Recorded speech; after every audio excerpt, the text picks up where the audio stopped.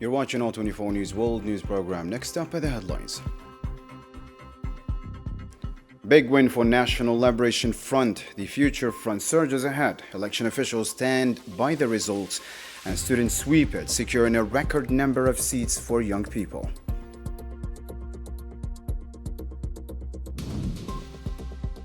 Also in our news tonight, Lesotho backs self-determination of Western Sahara. Ghana's top anti-colonial group calls for Western Sahara's liberation, and Brazilian youth renew their support for the Sahrawi cause.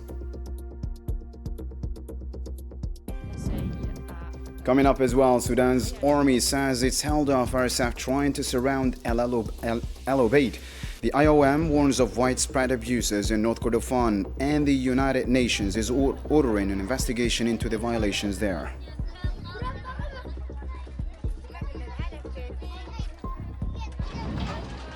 And later on, Russia launches its biggest attack on Kiev. Casualties reported. Ukraine strikes back, killing 2 in Crimea and Belgorod. Zelensky urges NATO to act decisively, while Moscow says it's optimistic about Trump's stance.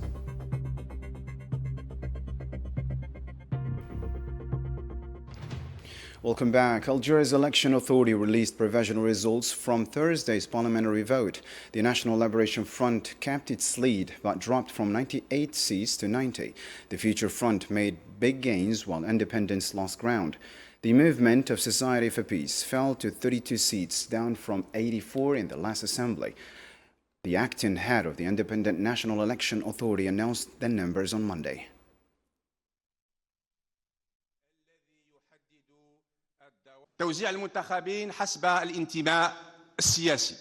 Regarding the elected candidates by political affiliation, the breakdown includes both seats won inside Algeria and those won abroad, as shown in the table.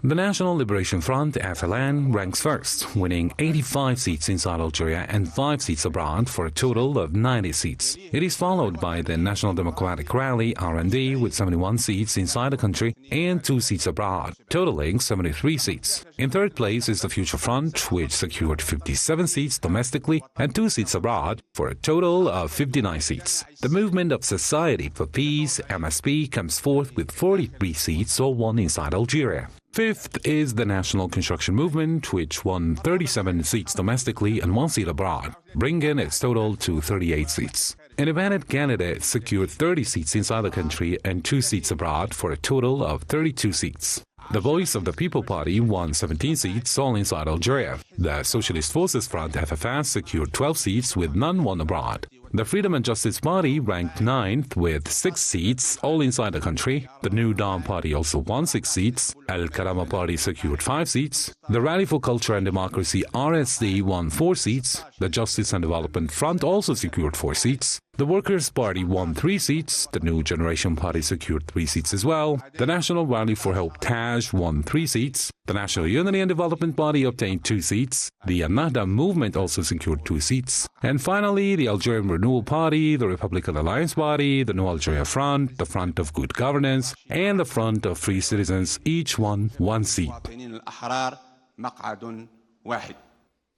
Similarly, the acting head of the Independent National Election Authority said voter turnout reached 21.24% inside the country and 10.75% among Algerians living abroad. Responding to questions about the turnout, Karim Khalfan said voter apathy is a global phenomenon largely linked to the level of political discourse.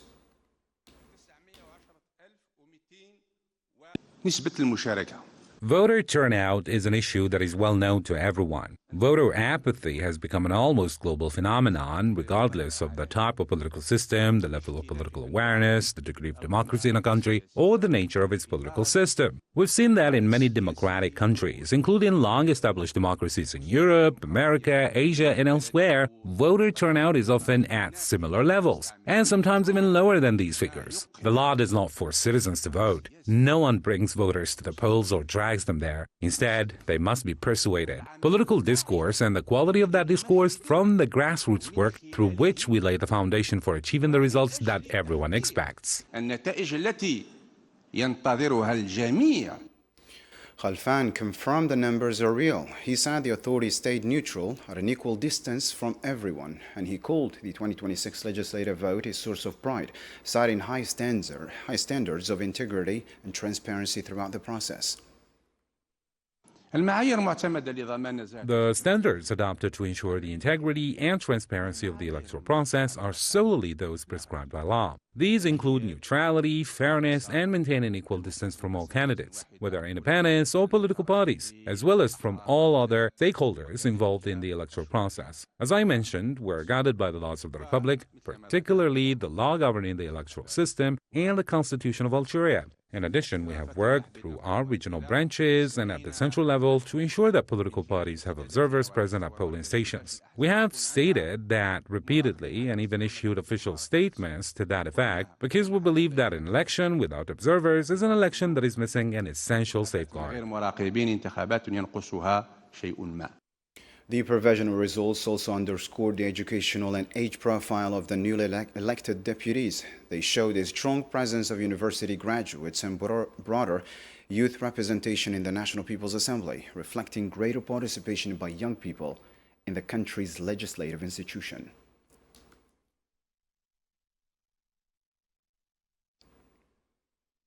President of the Republic, Mr. Abdelmajid Tebboune, congratulated the national high school team Monday after their win at the African Mathematics Olympiad. In a post on X platform, he also congratulated the education community and wished the team continued success.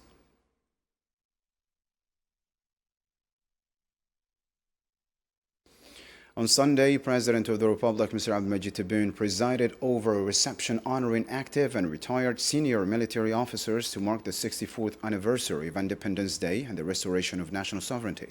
The ceremony, held at the National Army Club in Algiers, brought together senior state officials, veterans of the War of Independence, national figures, and members of the diplomatic corps.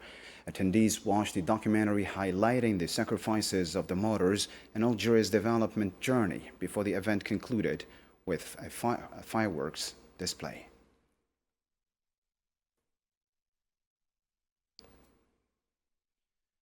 Moving on abroad, the Algerian community in France and Monaco marked the 64th anniversary of Independence Day, reaffirming its commitment to preserving the legacy of the Liberation Revolution for future generations.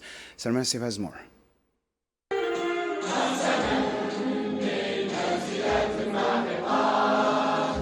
As the national anthem resonates, young members of the Algerian diaspora proudly celebrate the 64th anniversary of Algeria's independence at an event organized by the Consulate General of Algeria in Nice and Monaco. Joining remotely, the Secretary of State in charge of the Algerian national community abroad paid tribute to the Algerian diaspora's contribution in the Algerian Revolution. Today, I'm here in Nice, and as Algerians, we're honored to accept the invitation of the Algerian Council to celebrate Algeria's Independence Day. From this platform, I would like to say, may God have mercy on our martyrs and long live Algeria. President Abdelmajid Tebboune regards the Algerian community living abroad as an important part of the nation's social fabric. Since his election as President of the Republic, he has issued clear directives and honored his commitment to address the concerns of our community abroad, ensure the protection of its interests, and enable it to contribute to the country's development process and the positive momentum that Algeria is currently experiencing.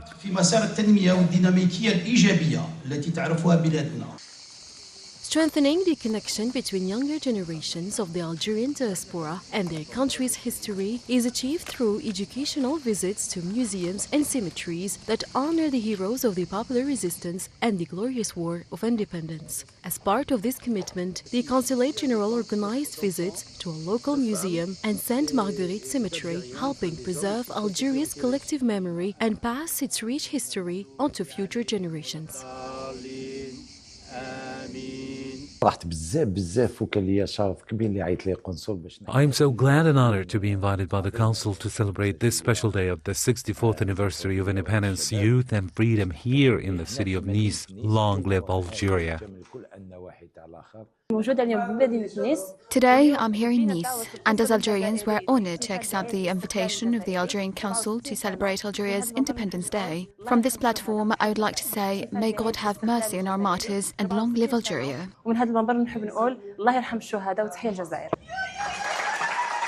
Celebrating Independence Day each year is more than commemorating a historic date. It is a living bond between the generation that sacrificed everything for the nation's freedom and the young generation that now carries the responsibility of continuing the journey of building and strengthening Algeria.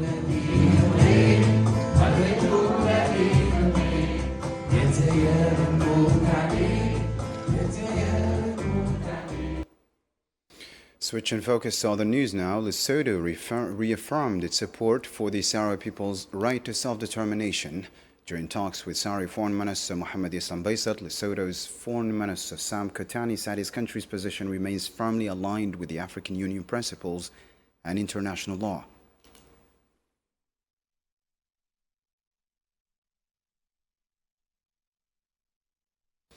Ghana's Socialist Movement Secretary General Kwesi Pratt Jr. reaffirmed solidarity with the Sahrawi people against Moroccan occupation. Speaking Sunday in Accra at a Liberation Day lecture, he urged African nations to back colonized peoples and their right to self-determination and voiced support for the Sahrawi Arab Democratic Republic as an anti-imperialist movement.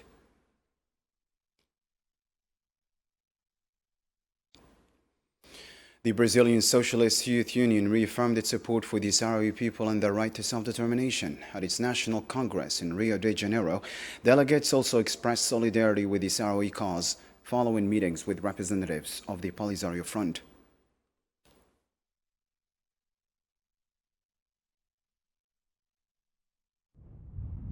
The Brazilian Socialist Youth Union, which is committed to opposing war and its devastating consequences for humanity, stands in full solidarity with the Sahrawi people and their youth. Since 1975, they have endured what the Union describes as systematic Moroccan colonial policies aimed at their destruction. It says the Sahrawi people and their resilient youth have spent the past 53 years writing a remarkable history of perseverance, resistance, and an unwavering struggle for freedom and an end to Moroccan occupation. Moving on to the war in Sudan, the Sudanese army announced it had launched airstrikes on rapid support forces positions in North and West Kordofan. A military source said the strikes destroyed combat vehicles heading towards the Charik area near Bara in North Kordofan. The source added that the Air Force also targeted RSF positions in West Kordofan to prevent the group from besieging the city of Al Obeid.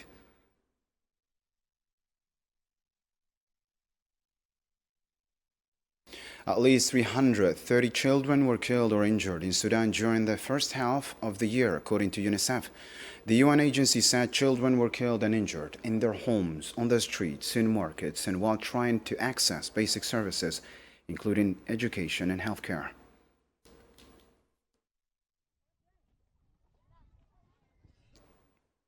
The International Organization for Migration warned of a repeat of the atrocities seen in Al-Fashir, this time in Al Obeid, blaming the Rapid Support Forces for attacks and widespread violations against civilians. The agency said more than 500,000 people, or 50,000 people, in Al Obeid need humanitarian assistance as aid agencies struggle to deliver food and to those trapped by the fighting. We're all concerned about Al Obeid being the next Al-Fashir. Our estimate now is that we have more than 500,000 stranded in this city. We cannot access them. We hear the story from our enumerators on the ground that they have no access to water, electricity, and they want a way out, but they cannot. It's very common now every day to wake up on the one attack on a fuel station or one attack on a hospital or in a convoy that was carrying humanitarian aid. As you know, Sudan is almost the second most deadly environment for humanitarian workers on the ground, and most of them are Sudanese nationals. The shelter cluster in Sudan is one of the most underfunded clusters in Sudan.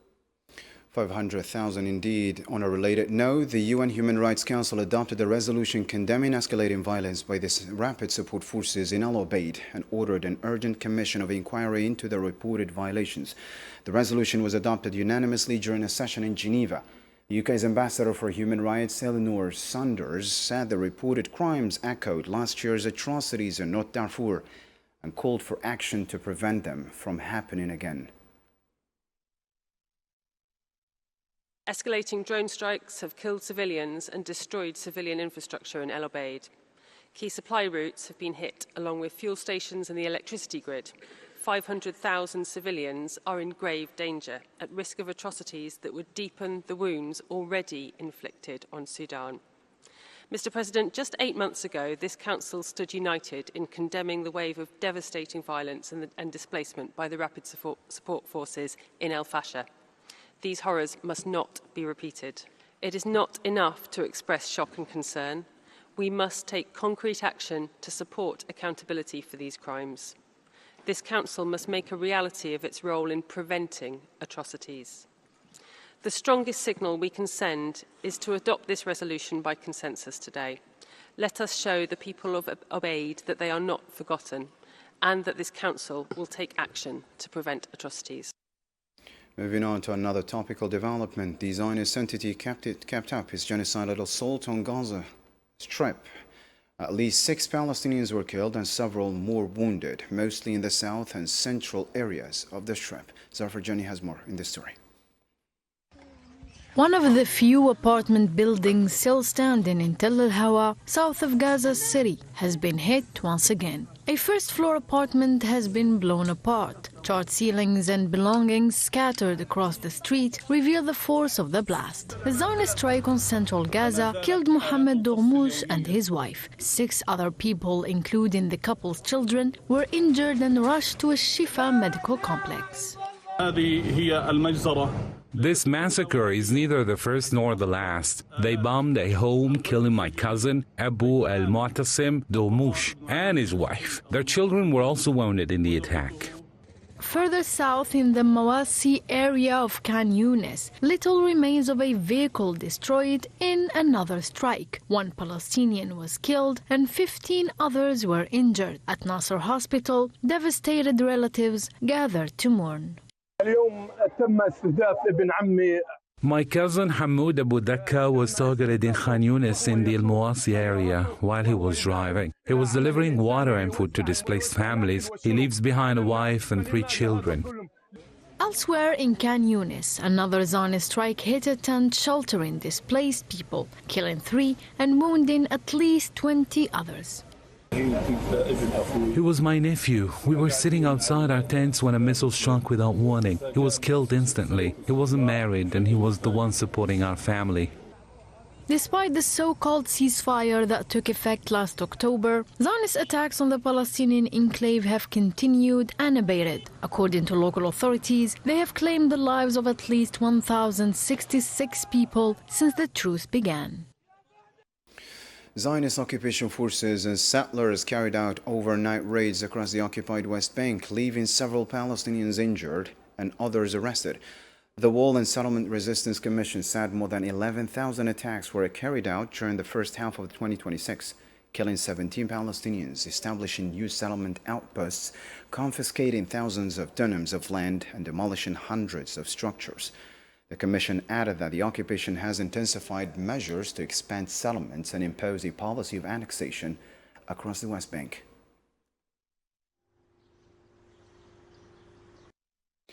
Still with the Middle East developments, the Israeli occupation forces carried out a new massacre in southern Lebanon, killing 4 people, including 2 women. Lebanese media said an occupation drone struck a family with a guided missile as they were on their way to check on their home in the town of Nabati al-Fawqa, killing all 4.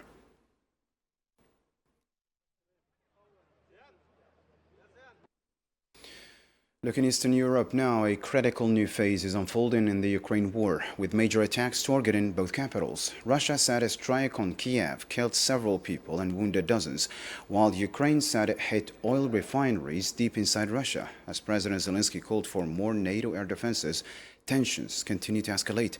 Marwa Behlu reports now. In the early hours of Monday, Kiev's night sky was lit by successive explosions as a barrage of Russian missiles rained down on the Ukrainian capital.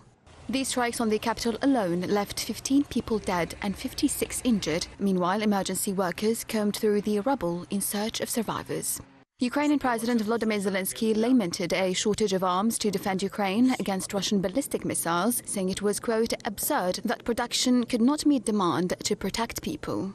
We do not have enough means of defense, especially Patriot missiles. We have long argued and demonstrated that we are capable of producing this category of defensive weapons ourselves, if Ukraine received U.S. licenses to manufacture Patriot systems. The Russian Defense Ministry says the attacks came in retaliation for Ukraine's recent long-range strikes, which targeted refineries and other infrastructure inside the country, causing severe fuel shortages. Ukraine's military said its special operations forces struck Russia's Omsk refinery, the country's largest and located deep inside Siberia, in what would be one of the longest-ranged Ukrainian strikes since the beginning of the war. Monday's attack came on the eve of NATO summit, where US President Donald Trump is due to hold talks with Zelensky in a renewed push for peace. The Kremlin, on the other hand, said Russian President Vladimir Putin and Trump had agreed in a weekend call that they would talk again in the near future. US President Trump has a fairly consistent position. All these claims that he supposedly changes his views like a weather vane are, of course, untrue. He's consistent and convinced in his understanding of what is happening. Most importantly, he's open to hearing the information that Putin communicates to him.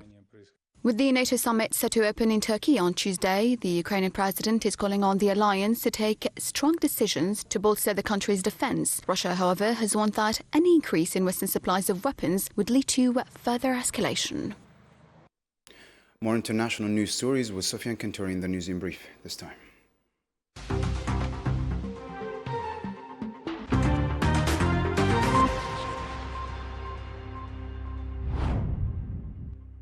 China has called on the United States to immediately end the comprehensive embargo and coercion measures imposed on Cuba for more than 6 decades. Chinese Foreign Ministry spokesperson Mao Ning said the latest escalation of U.S. restrictions has had devastating consequences for the Cuban people, describing the sanctions as illegal and lacking any basis in international law.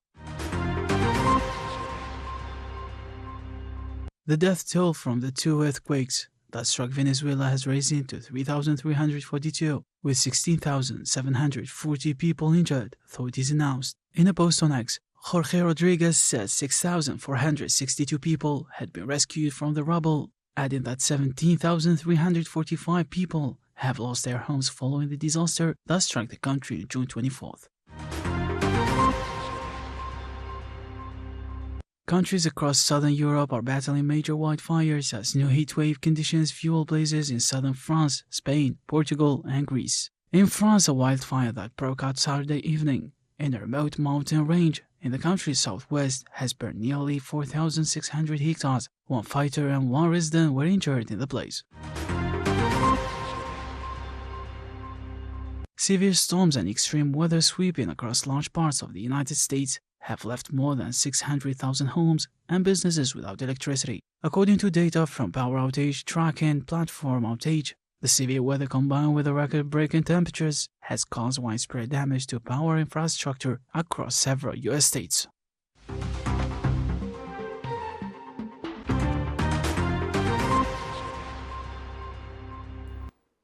The Cape Verde national team got a hero's welcome in Praia on Sunday after their historic World Cup run. Fans waited for hours for the open top bus carrying the delegation. It was their first ever World Cup, and they defied expectations by reaching the second round. They exited with honor, losing 3-2 in extra time to Argentina.